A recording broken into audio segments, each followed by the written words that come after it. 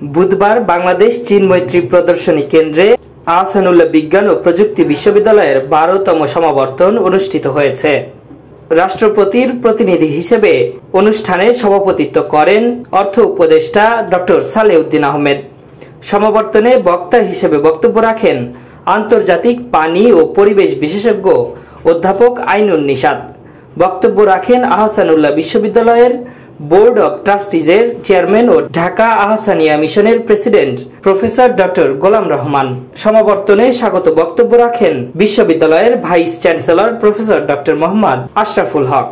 এই দ্বাদশ সমাবর্তন অনুষ্ঠানে সভাপতি হিসেবে আমার উপর অর্পিত দায়িত্ব ও ক্ষমতা বলে বেসরকারি বিশ্ববিদ্যালয়ের আইন 2010-এর 30(2) ধারা অনুযায়ী আমার সামনে উপস্থাপিত ব্যাচেলর অফ আর্কিটেকচার ডিগ্রি অর্জনের জন্য সকল শর্ত পূরণকারী ছাত্রছাত্রীদেরকে আনুষ্ঠানিকভাবে ডিগ্রি প্রদান করলাম।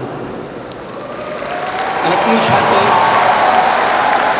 সাথে আমি ডিগ্রি প্রাপ্তদেরকে তাদের আচরণ, কর্মকুশলতা ও চারিত্রিক গুণাবলী দ্বারা এই ডিগ্রির উপযুক্ততা প্রমাণ, মর্যাদা রক্ষা ও সমুন্নত রাখার দায়িত্ব অর্পণ করি। সমাবর্তনে আরও উপস্থিত ছিলেন বিশ্ববিদ্যালয়ের বোর্ড অব ট্রাস্টিজের সদস্যবৃন্দ, সিন্ডিকেটের সদস্যবৃন্দ, একাডেমিক কাউন্সিলের সদস্যবৃন্দ, বিভিন্ন অনুষদের dean, registrar professor doctor Shafiul Alam, বিভিন্ন বিশ্ববিদ্যালয়ের ভাইস চ্যান্সেলর বৃন্দ ও আমন্ত্রিত অতিথিবৃন্দ।